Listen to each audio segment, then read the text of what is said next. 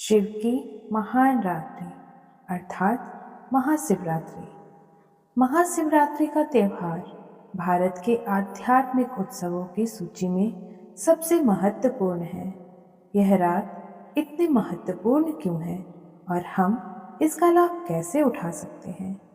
क्या आपको पता है कि महाशिवरात्रि क्यों मनाई जाती है? हर चंद्रमास का 14वां दिन अथवा अमावस्या से पूर्व का एक दिन शिवरात्रि के नाम से जाना जाता है। एक कैलेंडर वर्ष में आने वाली सभी शिवरात्रियों में से महाशिवरात्रि को सर्वाधिक महत्वपूर्ण माना जाता है, जो फरवरी मार्च माह में आती है।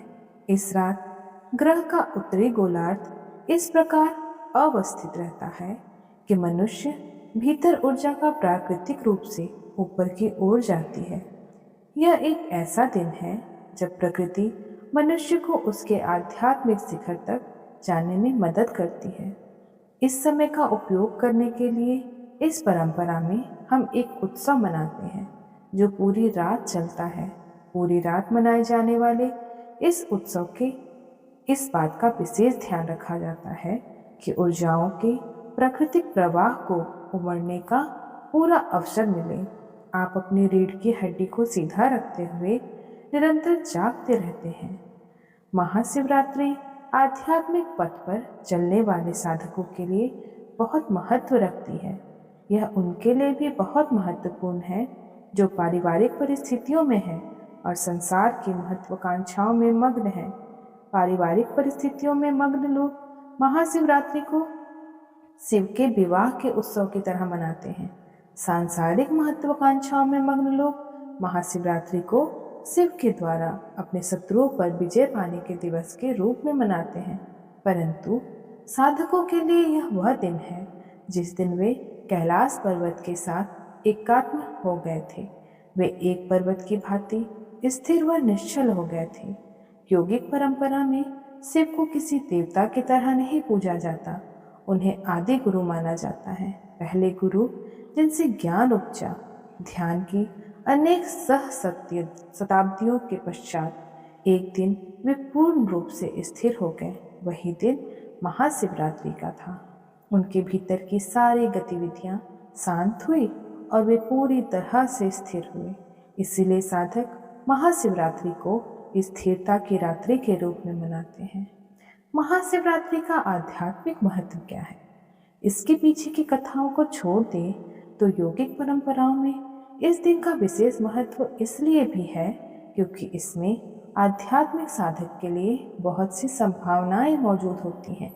आधुनिक विज्ञान अनेक चरणों से होते हुए आज उस बिंदु पर आ गया है जहां उन्होंने आपको प्रमाण दे दिया कि आप जिसे भी जीवन के रूप में जानते हैं, पदार्थ और अस्तित्व के रूप में जानते हैं, जिसे आप ब्रह्मांड और तारामंडल के रूप में जानते हैं, वह सब केवल एक ऊर्जा है जो स्वयं को लाखों करोड़ों रूप में प्रकट करती है।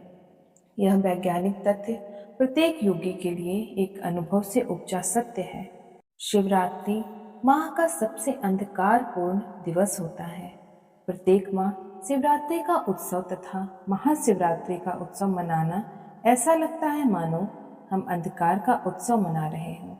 कोई तर्कशील मन अंधकार को नकारते हुए प्रकाश को सहज भाव से चुनना चाहेगा, परंतु शिव का शाब्दिक अर्थ ही यही है जो नहीं है। जो है वह अस्तित्व और सृजन है, जो नहीं है वह शिव है, जो नहीं है उसका अर्थ है। अगर आप अपनी आंखें खोलकर आसपास देखें तो आपके पास सूक्ष्म दृष्टि है जो आप बहुत सारी रचना देख सकेंगे। अगर आपकी दृष्टि केवल विशाल वस्तुओं पर जाती है तो आप देखेंगे कि विशालतम शून्य ही अस्तित्व की सबसे बड़ी उपस्थिति है। कुछ ऐसे बिंदु जिन्हें हम आकाश गंगा कहते हैं वे तो दिखाई देते हैं, परंतु उन्हें थामे रहने वाली विशाल शून्यता सभी लोगों को दिखाई नहीं देती। इस विस्तार, इस असीम रिक्तता को शिव कहा जाता है। वर्तमान में आधुनिक विज्ञान ने भी साबित कर दिया है कि सब कुछ शून्य से ही उपजा है और शून्य में ही विलीन हो जाता है। इसी संदर्भ में शिव यानी विशाल रिक्तता या शून्यता को ही महादेव के रूप में जाना जाता है। इस ग्रह में प्रत्येक धर्म व संस्कृति में सदा दिव्यता की सर्वव्यापी प्रकृति की बात की जा रही है। यदि हम इसे देखें तो ऐसी एकमात्र चीज जो सही मायनों में सर्वव्यापी हो सकती है, ऐसी वस्तु जो हर स्थान पर उपस्थित हो सकती है, वह केवल अंधकार, शून्यता या रिक्तता ही है। सामान्यतः जब लोग अपना कल्याण चाहते हैं तो हम उस दिव्य को प्रकाश के रूप में दर्शाते हैं। जब लोग अपने कल्याण से ऊपर उठकर अपने जीवन से परे जाने पर, विलीन होने पर ध्यान देते हैं और उनकी उपासना और साधना का उद्देश्य विलयन ही हो, तो हम सदा उनके लिए दिव्यता को अंधकार के रूप में प्रभाषित करते हैं। शिवरात्रि का महत्व क्या है? प्रकाश आपके मन की एक छोटी सी घटना है। प्रकाश शाश्वत नहीं है, यह सदा से एक सीमित संभावना है, क्योंकि यह घटकर समाप्त हो जाती है। हम जानते हैं कि इस ग्रह पर सूर्य प्रकाश का सबसे बड़ा स्रोत है। यहाँ तक कि आप हाथ से इसके प्रकाश को रोककर भी अंधेरे की परछाई बना सकते हैं, परंतु अंधकार सर्वव्यापी है। यह हर जगह उपस्थित है। संसार के अपरिपक्व मस्तिष्कों में सदा अंधकार को एक शैतान के रूप में चित्रित किया गया है। पर जब आप दिव्य शक्ति को सर्वव्यापी कहते हैं तो आप स्पष्ट रूप से इसे अंधकार कह रहे होते हैं, क्योंकि सिर्फ अंधकार सर्वव्यापी है, यह हर ओर है। इसे किसी भी सहारे की आवश्यकता नहीं। प्रकाश सदा किसी ऐसे स्रोत से आता है जो स्वयं को जला रहा हो। इसका एक आरंभ व अंत होता है। यह सदा सीमित स्रोतों से आता है। अंधकार का कोई स्रोत नहीं है, यह अपने आप में एक स्रोत है। यह सर्वत्र उपस्थित है। तो जब हम शिव कहते हैं तब हमारा संकेत अस्तित्व की उस असीम रिक्तता की ओर होता है। इसी रिक्तता की गोद में सारा सृजन होता है। रिक्तता की इसी गोद को शिव कहते हैं।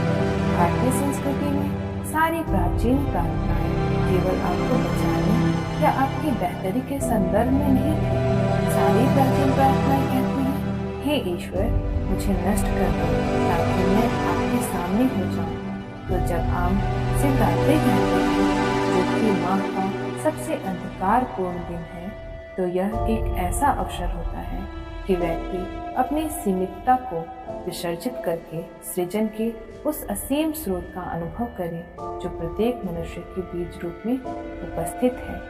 महाशिवरात्रि एक अवसर और संभावना है जब आप स्वयं को हर मनुष्य के भीतर बसी असीम दिव्यता के अनुभव से जोड़ सकते हैं, जो कि सारे सृजन का स्रोत है। एक ओर शिव संहारक कहलाते हैं, दूसरी ओर वे सबसे अधिक करुणामयी भी है।